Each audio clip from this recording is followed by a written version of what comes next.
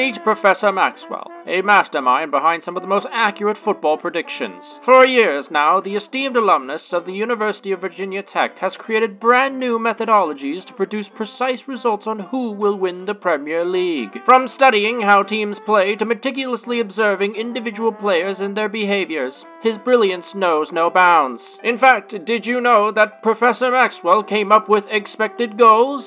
He hates that stat. It is also very well known that Professor Maxwell has every doctorate in his field. PhD, THD, EDD, DHL, DUI. But despite his genius, Professor Maxwell as of late is struggling with one thing that prevents optimal predicting performance. No, it's not anything to do with football. It's his balls. Don't worry though, Professor, we got just the thing for you. Manscaped, the sponsor of today's video. When you've got the confidence of more than 10 million men worldwide, it's pretty clear that Manscaped has mastered the art of producing superior men's grooming and hygiene tools for your family jewels. And once again, they've outdone themselves. Feast your eyes, Professor, the Performance Package 5.0. Here you got the Lawnmower 5.0 Ultra, with its next-gen, dual skin-safe blade heads to prevent you from causing an absolute war zone down there. Then, you can use the Crop Soother for ultimate comfort aftershave, and finish off with the Crop Preserver Ball Deodorant for that added layer of freshness. In this package, you also get the Weed Whacker 2.0, which is a perfect tool to deal with those nose hairs that keep trying to stick out and give you negative aura. And the crazy thing is, you can get all of this that I've mentioned for 20% off plus free international shipping if you use the promo code MACWELL. On top of that, you'll get 2 free gifts as well. So don't push this stuff back like I've done in the past. Use the code MACWELL at manscaped.com because trust me, your self-esteem will thank you later.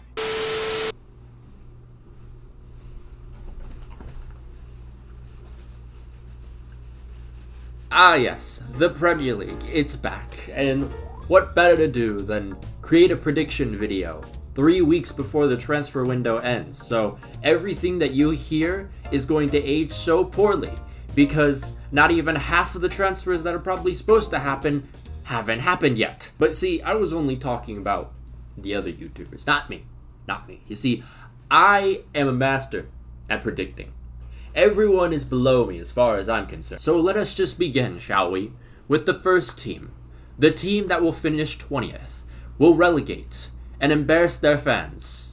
Congratulations to Southampton. Southampton returned to the Premier League after narrowly beating Leeds United in the playoff final last season. And despite the CV, manager Russell Martin was able to take the club back up at the first time of asking. One thing that's going for Southampton is their attack. They scored the second most goals in the second half of the season. Majority of that came from Adam Armstrong and Che Adams. Adams is gone, however, so it's up to Armstrong to translate those championship numbers to the Prem. To add to the Saints' firepower though, they brought in Ben Bertrand-Diaz and Adam Lallana. Lallana in particular returns to where it all started, so perhaps we could see a little bit of magic from him. Looking at the defensive end though, this is where everything falls apart, because even in the championship, Southampton's defense was mid at best. But even worse, if you minimize that sample to the second half of the season, they conceded the 4th most goals in the whole entire league. But just to make things more stressful, their main goalkeeper, Gavin Bazunu, will be out for a good part of the season. Actually, he doesn't come back until January. But if we were to look at some positives in the defense, right back Kyle Walker-Peters was pretty good. The club has also locked down Taylor Harwood-Bellis, and Yukinara Sugawara coming in could be a pretty underrated signing if things go well. But to sum this up, looking at the team entirely, nothing really impresses me at all. Nothing really stands out.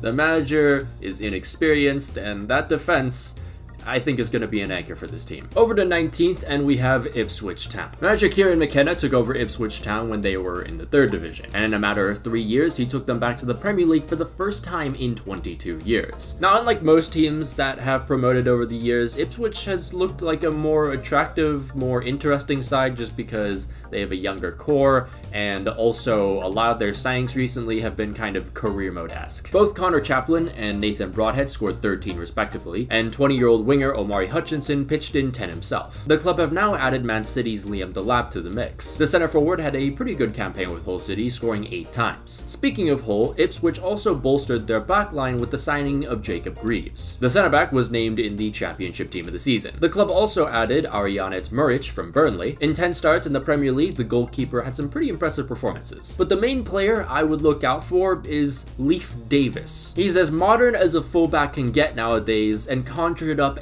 18 assists last season. Again, Ipswich look like a very intriguing team. Their youthful energy will give them a great fighting spirit, but I just don't think this is enough to escape the clutches of relegation. Last team to relegate, I think, is going to be Leicester City, so I really don't think any of the teams that have promoted are going to stay. Under manager Enzo Maresca, Leicester jumped right back up to the Premier League after winning the championship, but he's now gone to Chelsea. However, in his place comes former manager of Nottingham Forest, Steve Cooper.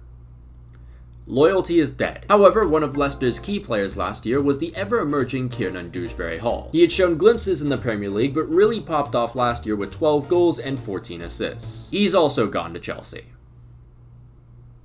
At least there's still Harry Winks. Either way, Leicester still have some pretty good options in attack. Steffi Mavididi scored 12 times, 20-year-old Isahaku Fatawu had 13 assists, and Jamie Vardy, at the age of 36, scored 18 times. That's right, he was the top scorer of this team last season. But that said, I don't think he's going to be as effective as he has been in the Premier League in the past. On the other hand, Leicester fans can at least be thankful Mads Hermansen hasn't left for Chelsea also. The goalkeeper was in the championship team this season, and get this, he's Danish. The Foxes also added centre-back Caleb Okoli from Atalanta, although the 23-year-old is more known for his exceptional performances at Frosinone last season. And one other notable signing is Bobby Decordova-Reid. If things work out, he could be an unsung hero for this team. Leicester have the strongest case of survival out of any of the promoted teams, but I still just can't see them staying up. Nottingham Forest finished 17th last season, pretty much only avoided relegation because everyone below them was ass. On a positive though, to finish this season, despite a point deduction, manager Nuno Espirito Santo managed to lead Forest to survival with 11 points in the remaining 9 games. And ironically enough, the 2 key players in Santos' team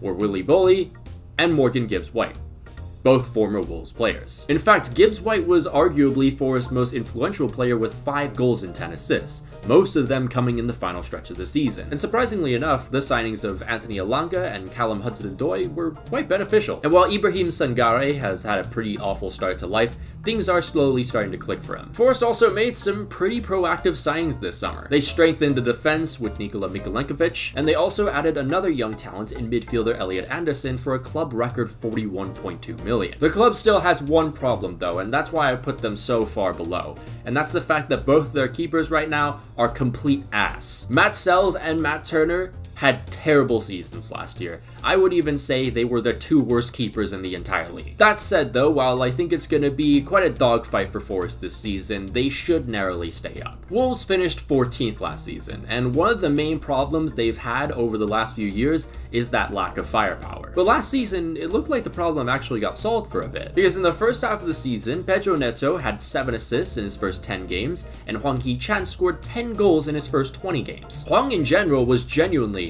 one of the most clinical strikers at the time, but thanks to these two, Wolves found themselves in 11th on New Year's Day. And then they both got injured. The season quickly derailed as Wolves scored the 4th least amount of points and only scored more goals than 2 other teams. So going into this new season with both players back to being healthy, Wolves will hope that both these players don't die halfway through the season. What's up? It appears Pedro Neto has moved to Chelsea. But hey, you know, maybe someone could fill in that role, someone like Daniel Podence, who just came off a pretty good season with Olympiacos. And if Hwang decides to go down again, there's also Jorgen Strand Larsen, who just got bought. Over in the midfield, Joao Gomez is coming off a great campaign and really has potential to play for a top club sometime. For now though, he's staying, which is good news for Wolves. Wolves will also hope fullback Ryan Ait-Nouri also stays, as he's linked with the move to Liverpool right now. Speaking of the backline, centre-back Totti broke out last season and became a crucial player for not only the defense, but the build-up play. And behind them, you have goalkeeper Jose Sa, who's coming off a phenomenal season last year. Both these guys will have to step up their game though, because now Max Kilman is gone. Despite some things going in Wolves' favor, I still kind of see them struggling to survive. I just cannot trust Hwang to stay healthy, and it really just feels like it's going to be 2 stories in one season again for Wolves. Fulham finished 13th last season, and this was after recovering from losing their talisman up top. And once again, they'll need to recover, this time on the defensive end. Longtime veteran Tim Ream has moved to Charlotte, North Carolina. Centre-back Tosin has moved to Chelsea on a free, but the biggest loss of them all has to be João Palhinha. He's been a tackling machine for the club, and there was a noticeable dip in quality when he wasn't playing. Fulham has been able to acquire a new centre-back in Jorge Cuenca, however, they haven't really found any replacement in the midfield. On the bright side, however, Fulham still have their reigning player of the season, left-back Anthony Robinson. And on top of that, Craven Cottage sees the exciting arrival of attacking midfielder Emile Smith-Rowe. Smith-Rowe, on his day, can be absolutely sensational. It sucks to see him leave as an Arsenal fan, but it'll be a joy to see him finally play again, at least. In general, though, the attack looks a lot more favorable than it did last year. Harry Wilson tallied 6 assists last season, Andreas Pereira was a solid creative option, and Rodrigo Muniz caught fire last season. In Fulham's remaining 16 games, he scored 9 times. This all said, though, I still think Fulham are going to finish a little bit worse than last season. The attack looks promising, but João Palhinha is going to be a massive loss, and also, the depth isn't the most convincing. Brighton finished 11th last year, but that does not tell the whole story at all. They did well, earning the 8th most points in the first half of the season, but in the second half, Brighton struggled with match congestion and an injury crisis, which saw them earn the 5th least amount of points and only score more goals than Everton. Then, at the end of the season, manager De Zerbi left due to conflicts with the board. In his place now comes Zweite Bundesliga manager Fabian Hürzeler, which is a big gamble by Brighton, but the manager is young and his playstyle fits the profile of the Seagulls attackers. Going back to injuries though, Brighton will be seeing the return of key players who suffered last year, including left-back Pervis Stupinian, who just couldn't get things going due to numerous muscle injuries. He'll be accompanying Lewis Dunk, who despite everything had a pretty good season with Brighton. Defensive midfielder Billy Gilmore finally found his flow last season. I expect him to be even better in a fully healthy Brighton side. The Seagulls also added another defensive midfielder in Mats Pfeiffer from Feyenoord. One of the big issues last year for Brighton was the fact that after the departure of Caicedo, there just didn't really seem to be any improvement to the midfield. So this is a really good signing. Brighton haven't lost that many players this season, but unfortunately on the attacking side, they've lost their most creative player, Pascal Gross. So now it's up to the likes of Bitoma, Adingra, and Ciso, or even new signing Yankuba Minta to pick up the pieces. In an ideal world, this works out,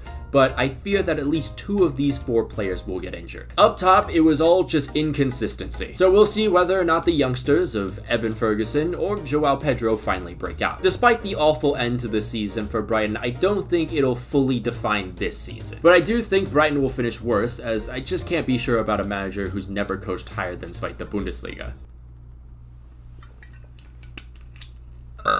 Fuck me. Bournemouth last season finished 12th, completely subverting everyone's expectations. And this was all thanks to Andoni Iraola, who was nominated for Premier League Manager of the Year in his debut season. Another key figure to the Cherries' most successful season was Dominic Solanke, who actually learned how to score goals consistently. Last season, he bagged 19 goals. Only 3 players scored more than him. If it wasn't Solanke scoring though, Bournemouth also had Antoine Semenyo and even Justin Kluivert. There was also Ryan Christie, who was providing some creativity from deep. And watch out this season for highly rated youngster Alex Scott. And then you have the defense, which now looks very promising seeing how things have clicked so quickly. In the second half of the season, they conceded less goals than Chelsea, Tottenham, Aston Villa, and Newcastle. The center backs of Marco Senesi and Ilya Zabarnyi impressed a ton. Senesi also contributed to 9 goals for Bournemouth. There was also Lloyd Kelly, who provided some really solid depth for this team, but now he's gone. Fortunately though, the club responded quickly by getting 19-year-old Deed Huijsen. And always helps to have a solid keeper too, and Bournemouth have that in Neto. I know sophomore season syndrome is very much a thing, but I'm going to bank on Iraola actually overcoming this, considering that his last job was pretty similar to what we're seeing right now.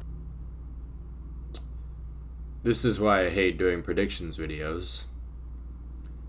3 weeks before the window ends. Brentford finished 16th last season, and this was also a tale of 2 campaigns. First half of the season, downright awful. The defense was making unnecessary mistakes and costing the team points, and this led to Brentford being placed 17th by New Year's Day. However, in the second half of the season, things started to pick up and they earned the 11th most points. Most of last season, Ivan Toney was out due to the Premier League not respecting the winner's mindset. He's back, but honestly, Brentford didn't really struggle as much as people thought they would. Goals were still coming from Brian Mbeumo and also Yohan Wissa. That said though, Ivan Toney slowly returning back to form really helps. And as mentioned before, the defense was quite error prone, with both Nathan Collins and Ethan Pinnock combining for 7. But another reason behind Brentford's failing defense was the early injuries of both Rico Henry and Aaron Hickey. Henry and Hickey are coming back sometime early this season, so that should be a good sign for this team. And with the attack back at full strength, I can see this team bouncing back to a pretty solid mid-table finish. Everton finished 15th last season, and that doesn't seem like a great season on paper,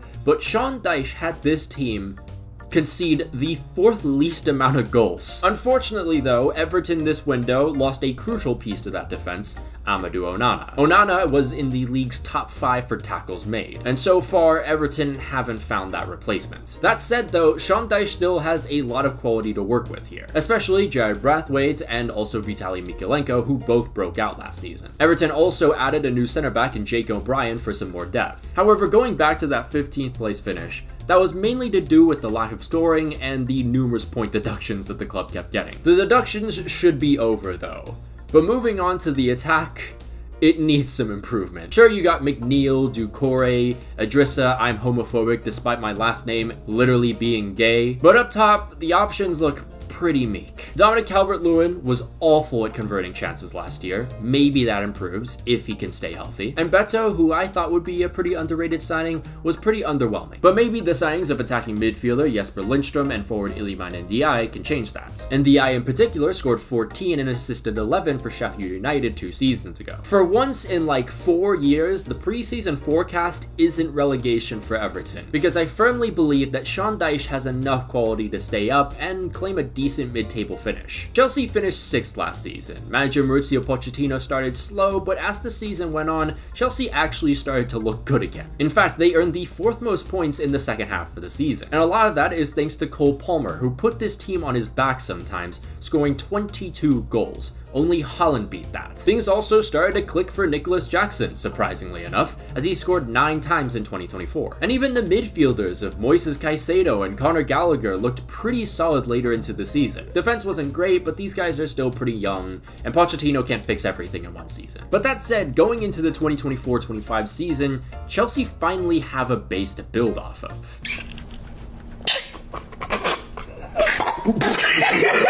This club is actually ran by the stupidest people imaginable. After letting go of the exact guy you wanted in this predicament, Chelsea have gone and appointed Enzo Maresca, the guy who just helped Leicester promote.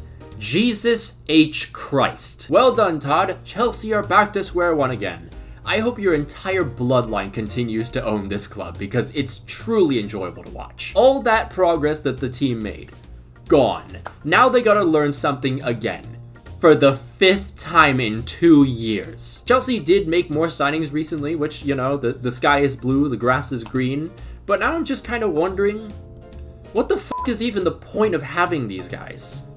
Like really? What is the point? I would have had Chelsea way higher had they kept Pochettino, but I guess they'll submit to mediocrity again. West Ham was 6th on New Year's Day, but struggled throughout the second half of the season and ended up finishing in 9th. Disappointment as it may be, the main storyline going into this season is West Ham's new manager, Julen Lopetegui, and the many promising transfers the club has made. Additions include left winger Crescencio Somerville and forward Nicholas Füllkrug. Somerville scored 19 times and assisted 9 in the championship last season, and he also already has quite a bit of Premier League experience, under one of the worst Premier League managers in recent time. And Nicholas Füllkrug fits the club profile really well. A proper clinical number 9, which in this economy is pretty damn rare. What derailed West Ham's campaign last season was the defense, so bringing in someone like Max Kilman, who has worked with Lopetegui before, is a really good idea. Goalkeeper Alphonse Areola is coming off a really good season for the Hammers, so this is great news as well. Speaking of signings, 2 from last year have absolutely flourished. Set-piece specialist James Ward-Prowse had 7 goals and 7 assists, and Mohamed Kudus recorded 8 goals and 6 assists in his first season. Fully expect him to be even better come this one. Then of course you have some of the OGs. Thomas Souček did a really good job covering the midfield and also provided 7 goals. And then there's Jared Bowen, who quietly scored 16 goals, which I was not aware that he scored 16 goals before doing research. West Ham have made some very excellent choices so far. They've built upon their core, made some really sensible transfers, and I fully expect them to challenge for Europe this year. We're coming closer to the European spots, and a team that I really do believe could challenge for Europe, at least like the Conference League, is Crystal Palace. They finished 10th last year, but again, this does not tell the full picture at all. Because after appointing Oliver Glasner in February, Palace earned the 4th most points. During that stretch as well, they had the 3rd best defense. The center back pairing of Mark Guéhi and Joachim Andersen has always been really solid, but it looks like Oliver Glasner has just transformed it because they were phenomenal. And fullback Daniel Munoz is coming off a wonderful season. On top of all of this, you had defensive midfielder Adam Wharton break out onto the scene. Over in attack, it was like a newly transformed version of Vibes FC. Eberechi Eze had 11 goals. Michael Olise had a brilliant season with 10 goals and 6 assists. And Jean-Philippe Mateta absolutely exploded under Glasner. From the moment the manager came in to the end of the season, he scored 14 times. Unfortunately though, Olise has moved on to Bayern Munich, which will be a pretty big loss. However, there is still new signing Ismail Assar, and while his season at Marseille last year was pretty underwhelming, he did have to go through 3 different managers. But considering this is Palace, we could even see Jesurum Raksaki fill in that role as well. Another notable signing is attacking midfielder Daichi Kamada on a free. Kamada and Glasner worked together at Frankfurt when the team won the Europa League, so I could totally see this working out really well. Palace look better than they have probably ever before, in every single department. And I'm going to buy into this hype 100%, because this is a team that has slowly made the steps up and built upon a really solid foundation. So I could definitely see them being contenders for Europe. Manchester United finished 8th and were the epitome of mid throughout the whole season. But morale will be up after they beat Man City in the FA Cup. And keep in mind also that they suffered one of the worst injury crises in the entire league last season. And it really hasn't ended yet because United still have a couple injuries to deal with before the beginning of this season. Rasmus Højlund is out until the end of August, but at least United found a replacement in Joshua Zirkzee. Højlund though really started to show why Manchester United bought him in the first place. After a terrible start to the season, he finished joint top scorer at the club. Another young player who had a solid season that I feel like could build upon that is Alejandro Garnacho. And look out for Amad Diallo because he showed glimpses of why there's so much hype surrounding him. Of course, once again, Bruno Fernandes was Manchester United's best player. The catalyst of the system had 18 goal contributions last season, but I think the player that's really going to explode, become probably the most crucial player on this team is Kobbie Mainoo, a player that can fit the role of a defensive midfielder and attacking midfielder. Defense, on the other hand, still kind of mid, but with Lisandro Martinez coming back, the highly rated talent of Lenny Yoro coming in around probably October because he's currently injured, maybe things can change. And finally in goal, you have Andre Onana, who, despite all the memes, actually had a pretty good season. The main issue was just the fact that he was facing about 800 shots on average. Now this season, United will be led by Erik ten Hag once again, and this was after initially wanting to sack him.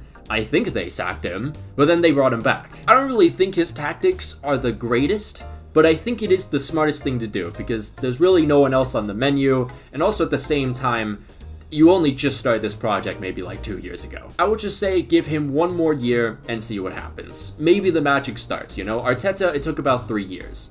For me though, I just really haven't seen enough to really see this team making any kind of breakthrough. Liverpool finished 3rd after their season slightly derailed towards the end. They also enter a new era with Jurgen Klopp calling it quits after 9 seasons with the club. Their new manager is Arne Slot, who employs a similar style of football, but it will take players time getting used to a new manager either way, especially with this particular core of players. Those like Van Dijk and Salah are slowly declining, while the younger players are kind of struggling with consistency. One thing for certain though, Luis Diaz is going to be the main man in attack. 8 goals and 5 assists, but more importantly, he's become the best at take-ons in this team. That title was originally held by Mo Salah, who had 18 goals and 10 assists. Those are great numbers, but he did kind of struggle toward the final stretch.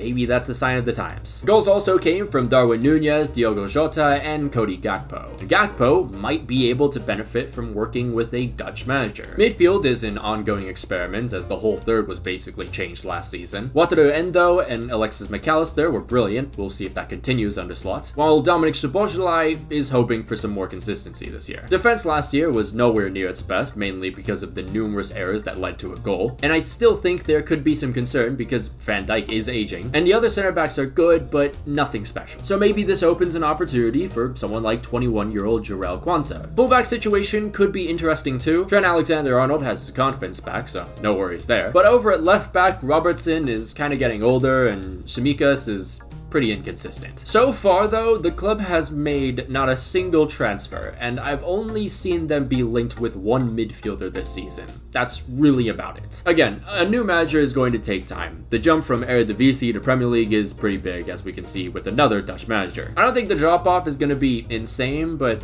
all I could really see is Europa League football for this team. Aston Villa finished 4th last season and qualified for the Champions League for the first time since 1982. They started very strong, were around 3rd by New Year's Day, close to 2nd at times, kinda derailed a little bit towards the end, but that was mainly just because of the European football, which should be some good experience for this year, as they now have Champions League football to worry about. Goalkeeper Emi Martinez was as trustworthy as he's always been. Center backs Ezri Konsa and Pau Torres did exceptional jobs against some of the toughest opponents in the country, and they'll be happy to know that Ian Maatsen now joins that backline. Midfielder Douglas Luiz will be sorely missed at Villa, but the club did make a huge move bringing in Amadou Onana. And then finally, there's the attack looking better than ever. Leon Bailey had his best season, 10 goals, 9 assists. Ollie Watkins was absolutely phenomenal, scoring 19 and assisting 13. 19-year-old John Duran showed glimpses of his electrifying game. I think he could be even better this year. Also watch out for new signing left winger Jadon Philogene from Hull City. Jacob Ramsey should be coming back as well. It might take him a bit though, as he is coming off a long-term injury. Unai Emery has done an amazing job guiding his team.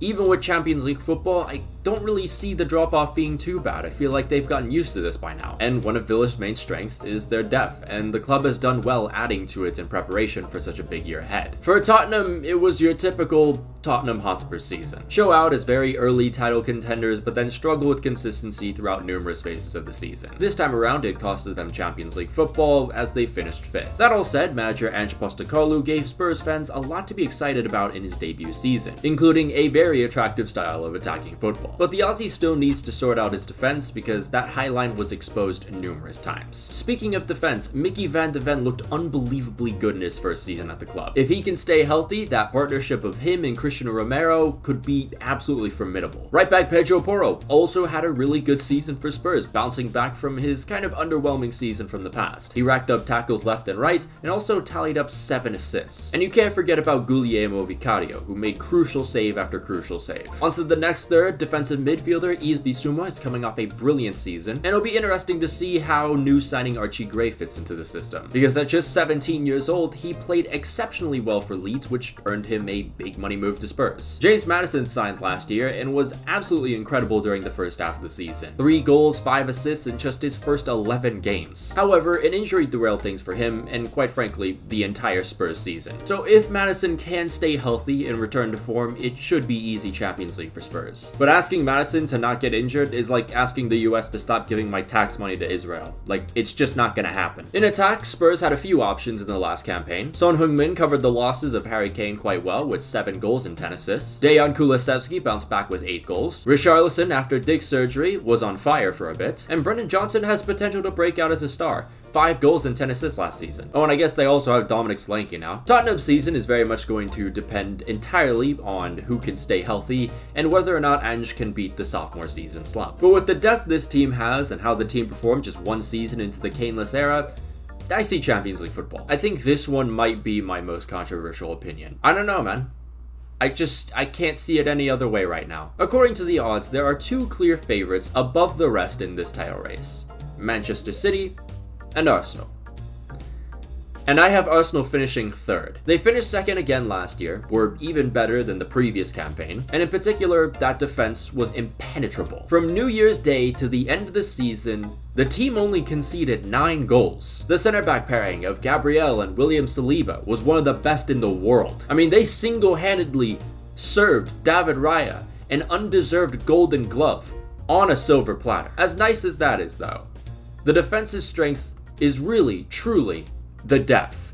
It goes deep. Tomiyasu, Ben White, Urian Timber is coming back, and now we have Ricardo Calafiori, who has single-handedly awakened something in numerous Arsenal fans this summer. And on top of all of this, you have Declan Rice, one of Arsenal's best players last season. My only worry, though, is he's coming off a pretty terrible Euros campaign, so maybe that affects his morale. We'll see. When it comes to attack, Arsenal scored 91 times last season, the second most in the league. Martin Odegaard was once again the catalyst with 10 assists. Kai Havertz shocked everyone by actually being decent and scoring 13 goals. Leandro Trossard started playing like masked LeBron after Anne Hathaway revealed her undying love for him. And Bukayo Saka was just miles above the rest. 16 goals, 9 assists, absolutely phenomenal. The two things that I feel like will pose a problem to this Arsenal side, though, is one, we still don't have a clinical finisher, and it doesn't really seem like we're getting one, so we're going to be stuck with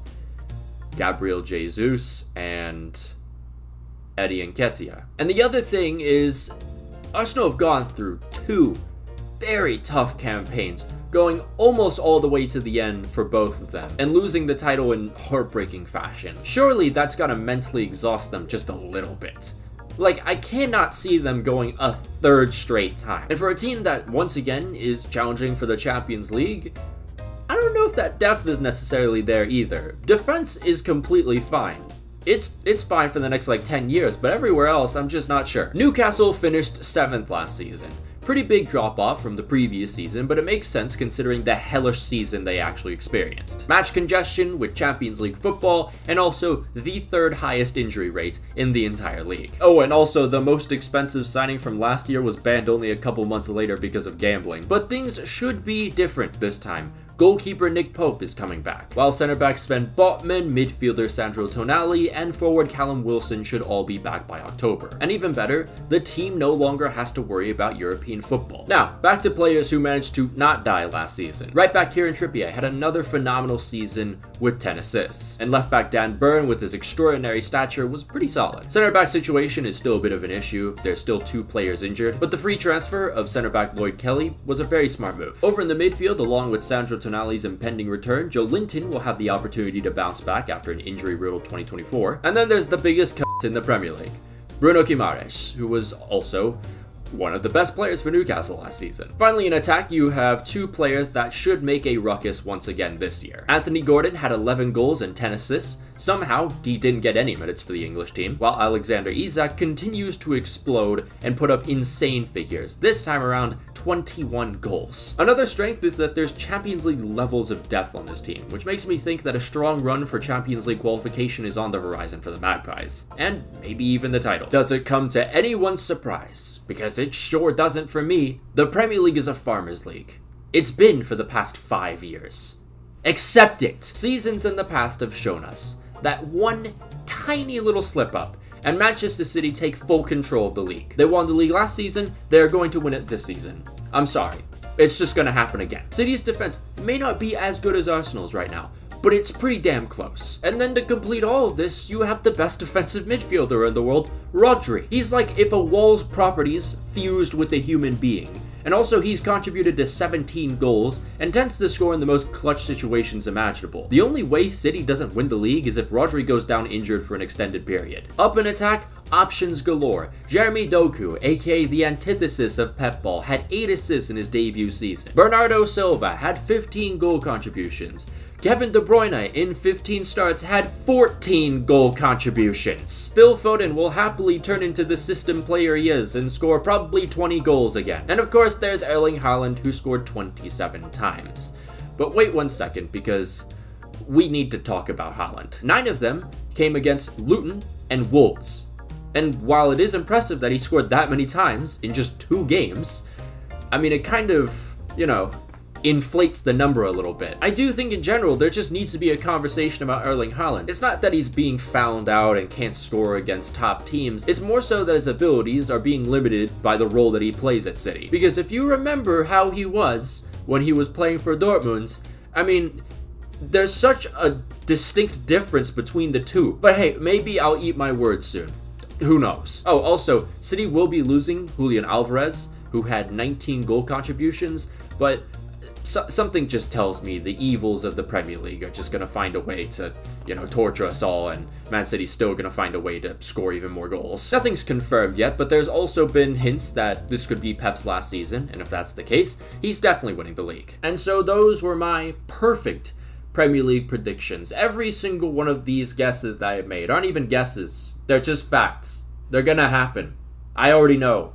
I'm playing 6D chess out here. Here's a little display of the whole league table of my predictions, my perfect 1 bajillion gazillion IQ predictions.